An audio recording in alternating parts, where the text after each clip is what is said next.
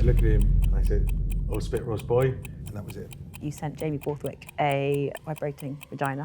That was a joke that went too far. I was embarrassed and I was ashamed of myself. That took me into a really dark depression, and it just was just too much that day. I'm so sorry. Are you glad you took part? That's a brilliant question.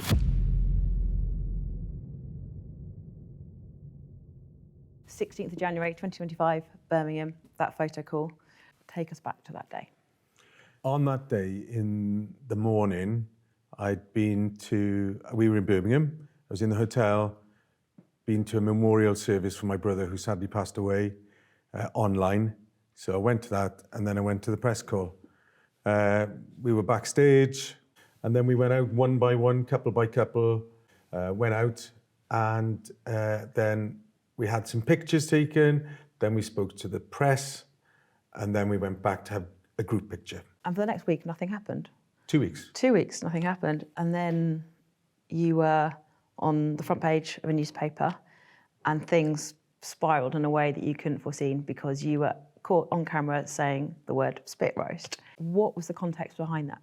We were in the shoot and I had a nickname for Jamie, which was Old Spit Roast Boy, because he could contort his legs over his head and look like a spit roast chicken. So we're there, we've done our press interviews. I'm standing next to Jamie and I look at him and I said, "Old Spit Roast Boy," and that was it. Obviously, unfortunately, spit roast has another connotation, one that is sexual, which we won't go into. And that is what I think a lot of people believe that you were making a reference to. Do you promise that's not the case? Absolutely promise that's not the case. And having read the narrative that then appeared in the newspaper, which horrified me, I would be the first to apologise, to say I didn't realise that the double meaning of that word would just be taken in isolation. The words either side of it were missed out in the narrative. And I think, all right, it's nuanced, but they're crucial because it proves that I'm talking to Jamie. And I absolutely apologise for saying that word, but I wasn't saying it in the sexual way. Yeah, and I think one of the things people seem to think or believe is that you were talking to Jeanette, who is a married woman. Not at all. I was just talking to Jamie. And why did people think it was Jeanette you were talking to? Because the way the narrative was, they just took the word out of context. And because she was moving into shot, I hadn't really noticed it. If you take a word out of context, you can make it mean anything. The narrative was completely wrong around what I said. And then the night before the story ran, you presumably got a call from the BBC. What was your immediate reaction? Can you remember? Yeah, I can absolutely remember it because I remember exactly where I was.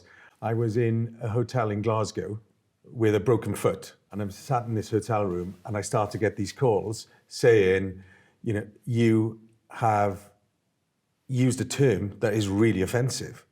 And so I've got my team ringing me, I've got the Strictly team ringing me, I've got the Tour team ringing me. And of course, your natural reaction is if I said to you, "You've said something that's really offended me," you'd say, "Oh God, I'm so sorry." Yeah. And I went, "I'm so sorry." And that was taken as an apology and it ran with it. Did you issue a statement? I didn't personally issue the statement. The press team issued the statement. But they ran it past you and said, "Are you happy with this?" I didn't see it. They just issued the statement. So I didn't actually see that statement before it went out. Oh, wow. When I read the apology within the context of the story as it had been written, I was absolutely horrified. Because then I saw, oh God, that was just me talking to Jamie. There was nothing strange about that. That was just me saying to Jamie a nickname that we were all calling him. So I was absolutely horrified. And I was embarrassed and I was ashamed of myself. And of course, I've had to keep my counsel for now for nearly 4 months. And because I've kept my counsel, because I've kept silent, the media have been allowed to run with that narrative.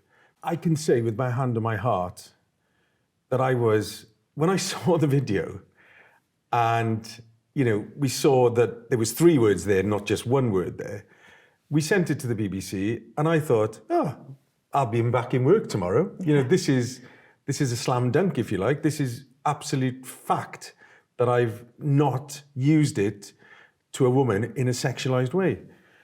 But for some reason, the process has gone on and we're now 4 months down the line.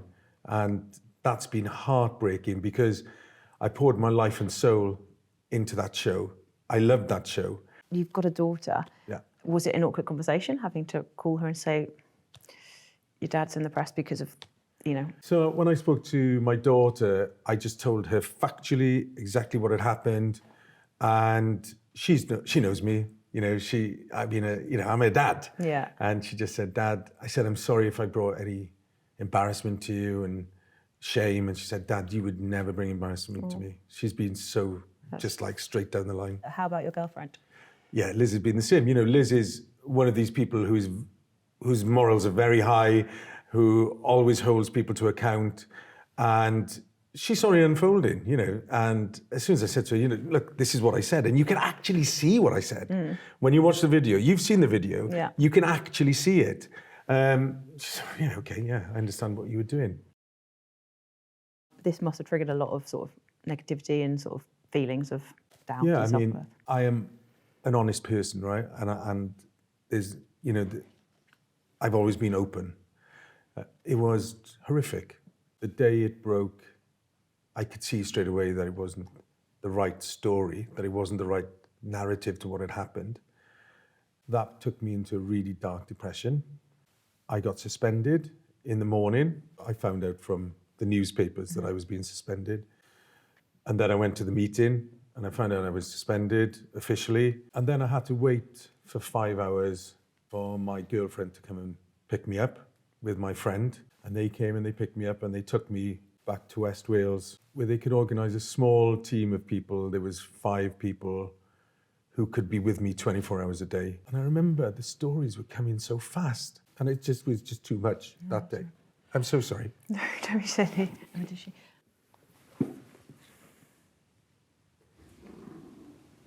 Gropegate. Yeah. So just to remind people, Katya and you had a thing where you had your hands around her waist and then moved them up.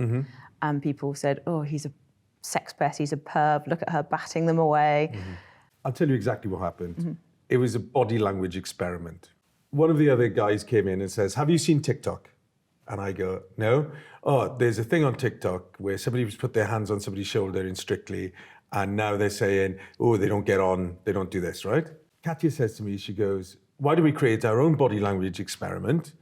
And she said, we'll go up to the Clauditorium, you put your hand on my waist, I'll move it back, right? So I said, okay. Yeah. Naively, right?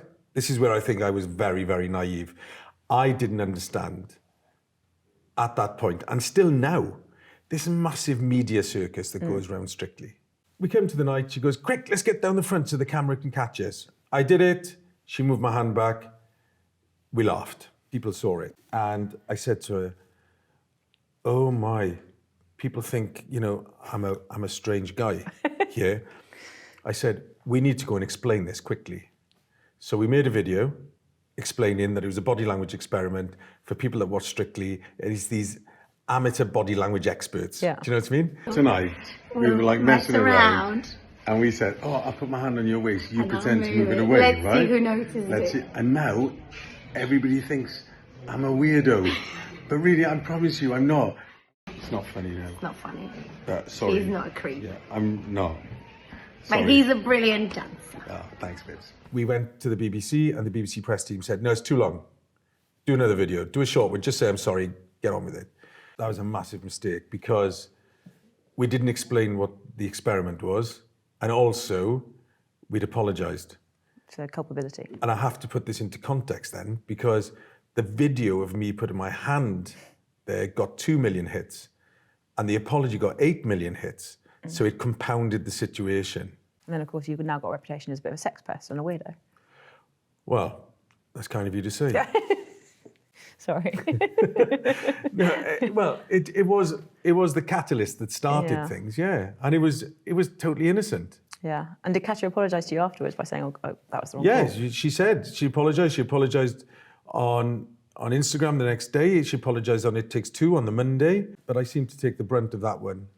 And I think, you know, that's where it all kind of started, really. So another incident that you were involved in was Sex Toy Gate, where you sent Jamie Borthwick a vibrating vagina during the tour. Why would you do that? That was a joke that went too far. When you're on tour with somebody, you live with them, you work with them, and unfortunately on that occasion, I blurred the lines between professional and social. Jamie was joking about this sex toy backstage, and I was talking to the others in the dressing room, and we decided to order him one off of Amazon, and that was it. And was there any background to it? Why was he talking about sex toys? Was he?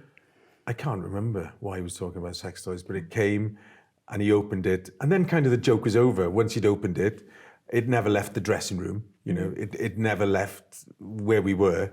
And yeah, it was just a joke that went too far and, you know, blurred from professional to social. And who else have you had support from behind the scenes when it all broke? Well, I've had lots of messages from the Strictly crew, from the dancers and the celebrities that were on the show. Lots of supportive messages from them. Did you hear from Jeanette? Obviously, she was at the centre of the story. Yeah, I heard from Jeanette pretty much straight away. And Aliash, I had messages from Jeanette and Aliash. Obviously, Katya's been unbelievable. You know, she was in your magazine and came out in total support for me during that. So I think what she said, which was really interesting, she said, you know, this is meant to be about protecting women, but actually the BBC are not listening to women, me, who is saying, I found no issue with Wynne and there is no problem. And yet I'm being ignored and he's still under investigation, which I think is very powerful. Yeah, I mean, nobody's complained about me. So, you know, there are no complaints. It's just the narrative that's been presented to people. I mean, you've obviously mentioned the media have caused a lot of distress to you and stuff, but you're sitting with the media now. Yeah. What's making you like chat to me or wanting to talk to me? I wanted to break my silence. I wanted to say what actually happened on that particular day. And I'm really grateful that you've given me the opportunity to tell that story and to be honest and to, you know, speak from my heart. And you've allowed me to be vulnerable and you've allowed me to be heard. Now, Strictly Come Dancing, you must have had, you know, you loved it during the actual show. What are some of the highlights for you? Well, being the first person ever to sing and dance on Strictly, that was cool. Yeah, know? that was great. I watched that last night. Yeah, and it kind of summed up how the whole Strictly experience went for me. You know, when you kind of go, this is my life, and you take control of your life once again. And that's what I'm trying to do now. You know, I just want to put that behind me and just get back to my life and get back to radio, get back performing on stage and get back singing again. The positives about Strictly are that there will be somewhere a little girl or a little boy sat at home, dressed up in sequins with their little paddles, loving the show. And I loved that part of the show. Yeah, no, absolutely. Are you glad you took part? That's a brilliant question. That is a brilliant question. And I was hoping you wouldn't ask me that one. It's, of course, if you ask me now, am I glad I did Strictly? The answer would be no. I loved the dancing element. I loved it. I just didn't love everything that came with it. If I had my time again, I wouldn't do it. Really? But it doesn't mean that it's not right. You know, you see the wonderful Chris McCausland. Yeah. You know, he wins a BAFTA for that dance and it was absolutely stunning. And so for some people, it's absolutely the right thing to do. It just wasn't the right thing for me.